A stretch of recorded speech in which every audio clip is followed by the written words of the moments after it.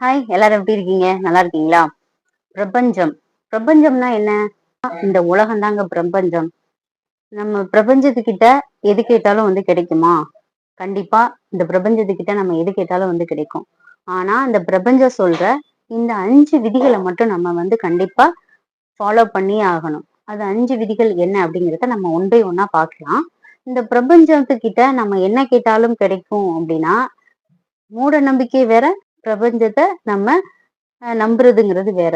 இப்ப நம்ம ஒரு கோயிலுக்கு போறோம். அங்க நெறைய பூஜைகள் பண்றோம். இப்போ ஒவ்வொருக்கும் ஒரு கோயில், ஒரு ஒரு தெய்வம் இருக்கும். ஒரு இஷ்ட தெய்வம் இருக்கும். நம்ம அந்த சாமிய விரும்பி நம்ம பூஜை பண்றோம். நாம ஏதாவது ஒரு விஷயத்த நெனச்சுக்கிறோம். இந்த விஷயம் நடந்தே ஆகணும். இந்த விஷயம் நடக்கணும் அப்படின்னு சொல்லிட்டு. ஃபார் எக்ஸாம்பிள் நம்ம இப்போ ஒரு ஒரு ஒரு இப்ப ஸ்கூல்ல படிக்கிற ஒரு பையன் நெனைக்கிறான். நம்ம இந்த எக்ஸாம்ல நம்ம ஃபர்ஸ்ட் மார்க் வாங்கணும் அப்படின்னு சொல்லிட்டு நம்ம கோயில்ல போய் பூஜை பண்ணா, நம்ம ஃபர்ஸ்ட் மார்க் வாங்கிற முடியுமா? கிடையாதுல்ல. அதற்கான விஷயம் என்ன? நம்ம நல்லா படிக்கணும். படிச்சு புக்ல இருக்கிற எல்லா விஷயத்தையும் படிக்கணும். எல்லா கேள்விகளுக்கும் பதில் தெரியணும். அப்பதான் அந்த எக்ஸாம நம்ம நல்லா எழுத முடியும். நாம நினைச்ச மாதிரி ஃபுல் மார்க் வாங்க முடியும். ஃபர்ஸ்ட்டா வர முடியும். அது இல்லாம, நான் தான் சாமி கிட்ட வேண்டுதல் வச்சிருக்கேன். நான் சாமிக்கு தீச்சட்டி எடுத்திருக்கேன். நான் சாமிக்கு அங்க பிரதர்ஷனம் செஞ்சிருக்கேன். அதனால நான் ஃபர்ஸ்ட் மார்க் வாங்கிருவேன்னு நினைச்சா முடியுமா? அது மூட நம்பிக்கை. தன்னையே ஏமாத்திக்கிறது. அது வேற. பிரபஞ்சம் அப்படிங்கிறது கடவுள் தான். இந்த பிரபஞ்சத்துக்கு ஒவ்வொருத்தரும் நம்ம வச்சிருக்கிற பேரு தான் ஒவ்வொரு கடவுளும். அப்படி இந்த பிரபஞ்சத்துக்கிட்ட நம்ம ஒரு விஷயம் கேட்கிறோம்னா, அந்த விஷயம் உண்மையா இருக்கணும். மனப்பூர்வமா இருக்கணும். மனதளவுல நாம அதுல ஸ்ட்ராங்கா இருக்கணும். முக்கியமான விஷயம் மனதளவுல நம்ம ரொம்ப ஸ்ட்ராங்கா இருக்கணும். அப்படி நம்ம ஸ்ட்ராங்கா இருந்தோம்னா, கண்டிப்பா அந்த விஷயம் கண்டிப்பா நமக்கு நடக்கும். இந்த பிரபஞ்சத்தோட ஒரு 5 விதிகள் இருக்கு. இந்த 5 விதிகள நம்ம ஃபாலோ பண்ணோம்னா, கண்டிப்பா நாம நினைச்ச காரியத்துல நமக்கு வெற்றிங்கிறது மாற்றவே முடியாது. நம்மளுடைய வாழ்க்கை இந்த 5 விதிகள நம்ம ஃபாலோ பண்ணோம்னா, நம்மளோட வாழ்க்கை கண்டிப்பா வெற்றிகரமா, ரொம்ப பிரகாசமா, நம்ம நினைச்ச மாதிரி நம்மளால வாழ முடியும். அது என்ன விதிகள்? இந்த 5 விதிகள ஃபர்ஸ்ட் விதி என்ன அப்படின்னா, எது செஞ்சாலும் அது உங்களுக்கு திரும்ப கிடைக்கும். எது செஞ்சாலும் திரும்ப கிடைக்கும். அதாவது நாம நல்லது செஞ்சோம்னா நமக்கு நல்லதே கிடைக்கும். அதுவே கெட்டது செஞ்சோம்னா நமக்கு கெட்டது தான் கிடைக்கும். அதுதான் இந்த பிரபஞ்சம். நம்ம சொல்லுவோம்ல, நீ செய்யற பாவத்துக்கு எல்லாத்துக்கும் தண்டனை உனக்கு கடவுள் கொடுப்பாரு. நீ என்னைய ஏமாத்திரலாம். எல்லாரையும் ஏமாத்திரலாம். ஆனா இந்த பிரபஞ்சத்தை ஏமாத்த முடியாது. கடவுள் உன்னை பார்த்துட்டே இருப்பாரு. அதுகிட்ட இருந்து நீ தப்பிக்கவே முடியாது அப்படி சொல்றாங்க இல்லையா? அதுதான் பிரபஞ்சம். நாம என்ன செஞ்சாலும் நம்மள பிரபஞ்சம் நம்மள கண்காணிச்சுட்டே இருக்கும். நம்ம செய்யற விஷயங்கள் எல்லாம் அது பார்க்கும். அப்ப நாம என்ன நினைக்கிறோமோ அந்த விஷயங்கள் கண்டிப்பா நடக்கும். ஆனா ஒரு விஷயத்த நம்ம ஸ்ட்ராங்கா பிலீவ் பண்ணணும். இந்த விஷயத்த செஞ்சிடுவேன் அப்படின்னு நம்ம எந்த அளவுக்கு நம்புறோமோ அந்த அளவுக்கு அந்த விஷயத்த ரொம்ப ஸ்ட்ராங்கா அது என்னென்ன அது நடக்கிறதுக்கான என்ன விஷயமோ அது எல்லாத்தையும் நம்ம பண்ணிட்டே இருப்போம். அதுக்காக நம்ம தூங்க மாட்டோம், சாப்பிடணும்னு நினைக்க மாட்டோம். அந்த விஷயத்த பத்தியே நம்ம நினைச்சுட்டே இருப்போம். அந்த விஷயத்துக்காக சாதிக்கணுன்றதுக்காக நம்ம என்னென்னலாம் பண்ணுவோமோ அது எல்லாத்தையும் பண்ணுவோம். ஆனா அந்த விஷயம் யாருக்கும் எந்த உயிர்களுக்கும் தீங்கு இழைக்காததா இருக்கணும். நல்லதே செஞ்சா நல்லதே நடக்கும். நம்ம இப்போ ஒண்ணும் கிடையாது. நாம எது செஞ்சாலும் அது உங்களுக்கு திரும்ப கிடைக்கும். இதுதானே ஃபர்ஸ்ட் விதி. இந்த விதியின்படி இப்ப நாம என்ன பண்றோம்? நல்லது நினைச்சா நல்லது நடக்கும். சப்போஸ் இப்ப நாம ஒருத்தர கெடுக்கணும்னு நினைக்கணும். இவன இந்த குழியில தள்ளியே தீரணும் அப்படின்னு நம்ம நினைச்சோம்னா, நாம அந்த குழியில அவன தள்ளிருவோம். ஆனா, நம்ம கடவுள் இன்னொருத்தன மாதிரி நம்மள பின்னாடி அதே குழியில தள்றதுக்கு பின்னாடி வெயிட் பண்ணிட்டு இருக்கும். இதுதான் பிரபஞ்சம். நீ என்ன நினைக்கிறியோ அதுவாகவே நீ ஆக்கப்படுவாய். இதுதான் ஃபர்ஸ்ட் விதி. சரிங்களா? 2வது விதி என்னன்னு பாத்தீங்கன்னா, வாழ்க்கையில எதுவும் அதுவாவே நடக்காது. நாம் தான் அத நடத்தி காட்டணும். 2வது விதி என்ன? வாழ்க்கையில எதுவுமே அதுவா நடக்காது. நாம தான் நடத்தி காட்டணும். அப்ப நடத்தி காட்டணும்னா என்ன பண்ணணும்? ஒரு விஷயத்த நினைச்சுட்டேன். ஒண்ணுமே இல்ல. இப்ப நான் ஒரு வீடு கட்டணும்னு நினைக்கிறேன். இப்ப வீடு கட்டணும்னா என்ன பண்ணணும்? நான் உழைக்கணும். நான் சம்பாதிக்கணும். அதுக்கு ஒன் பை ஒன்னா நான் அந்த வீட கட்டுறதுக்கான முழு முயற்சியும் நானே செய்யணும். அப்பதானே அந்த வீட கட்ட முடியும். அப்பதானே நம்ம ஆசைப்பட்ட வாழ்க்கைய வாழ முடியும். ஆசைப்பட்ட வீடு நமக்கு கிடைக்கும். அதுக்கான முயற்சிகள் நம்ம என்ன பண்ணணும்? நான் இன்னைக்கு சாமிய வேண்டிக்கிட்டேன். நான் கடவுள்ட்ட நேர்த்திக் கடன்லாம் வச்சிருக்கேன். அதனால இன்னைக்கு வீடு கட்டி முடிச்சிருவேன் அப்படின்னு நினைச்சா அது மூட நம்பிக்கை. வீடு கட்டணும்னா என்ன பண்ணணும்? நாம உழைக்கணும், நாம சம்பாதிக்கணும், பணம் சேர்க்கணும், அந்த இதை வச்சு நம்ம வீடு கட்டணும்.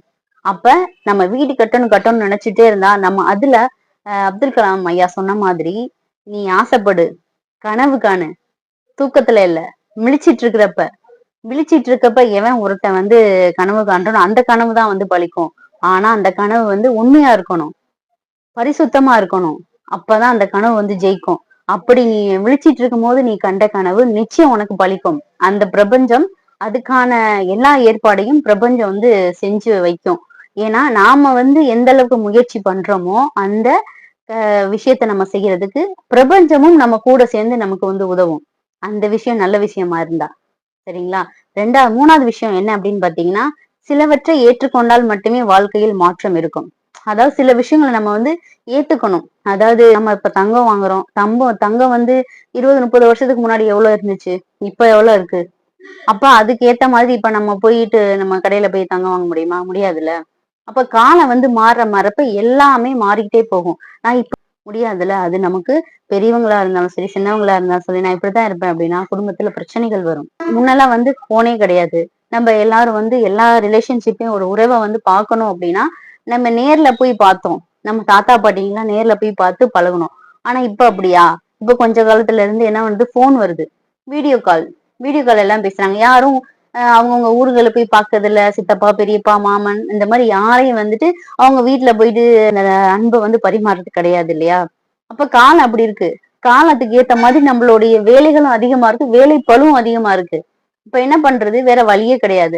அதுக்காக நம்ம இந்த மாதிரி பயன்படுத்திக்கிறோம். அப்ப நீ நேர்ல வந்துதான் ஆகணும், நேர்ல தான் பேசி ஆகணும்னா சூழ்நிலை வந்து அது மாதிரி இருக்கப்ப அதுக்கேத்த மாதிரி நம்ம மாறிக்கிட்டு தான் ஆகணும் இல்லையா? 4வது விதி என்ன அப்படின்னு பாத்தீங்கன்னா, நாம மாறும்போது நம்மை சுற்றியுள்ள வாழ்க்கையும் மாறும். நம்மளோட வாழ்க்கை சந்தோஷமா இருக்கணும்னா என்ன பண்ணணும்?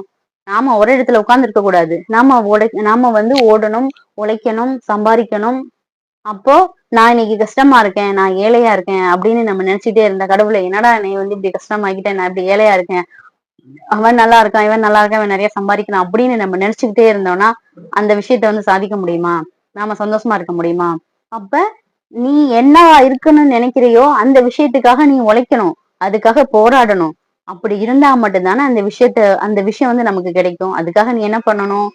அதுக்காக நீ வந்து உழைக்கணும்.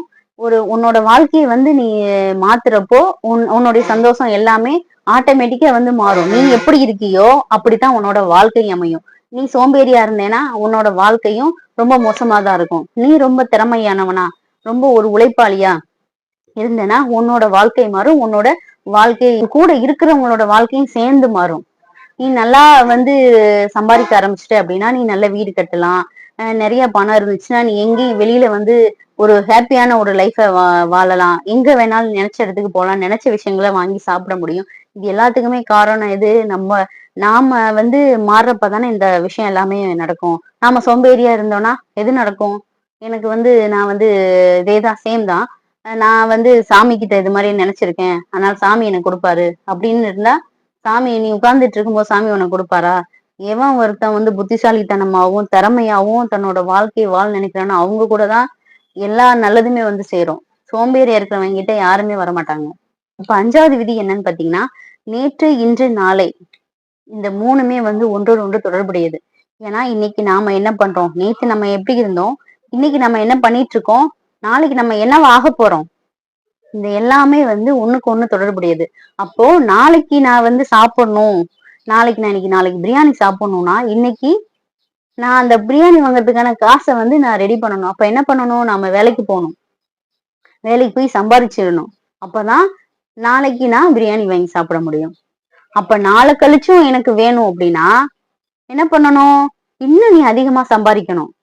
அப்ப டெய்லி நீ சந்தோஷமா இருக்கணும்னா என்ன பண்ணணும்? அப்ப நீ எப்பயுமே டெய்லி நீ சம்பாதிக்கணும், நல்லா வேலைக்கு போகணும், நல்லா சம்பாதிக்கணும். இதுதானே? அப்ப இன்னைக்கு நீ ஒரு விஷயம் வந்து பண்ணிட்டு இருக்கேன்னா அது இன்னைக்கு மட்டும் கிடையாது. இன்னைக்கு நீ ஒரு விஷயம் பண்ணேன்னா அது நாளைக்கு, நாளை மறுநாள் உன்னோட உன்னோட வாழ்க்கை முழுசும் உனக்கு எப்படி அந்த வாழ்க்கை வந்து இனிமையா இருக்கணுமோ அதுக்கேத்த மாதிரியான எல்லா விஷயங்களையும் நீ இன்னைக்கே பண்ணணும். நாளைக்குங்கிற ஒரு விஷயம் வந்து நம்ம வாழ்க்கையில இருக்கவே கூடாது. இன்னைக்கா நாளைக்கு பாத்துக்கலாம்னு சொல்றவனால வாழ்க்கையில என்னைக்குமே சாதிக்கவே முடியாது. என்ன ஒரு விஷயம் நீங்க செஞ்சாலும் அதை இன்னைக்கே செய்யுங்க. இப்பவே செய்யுங்க, இந்த நொடியே செய்யுங்க. அப்பதான் நம்ம வாழ்க்கையில ஜெயிக்க முடியும். என்ன நண்பர்களே, இந்த வீடியோ உங்களுக்கு பிடிச்சிருந்ததுன்னா லைக் பண்ணுங்க, ஷேர் பண்ணுங்க. மறக்காம கமெண்ட் ஆப்ஷன்ல ஹைப் கொடுங்க. நன்றி.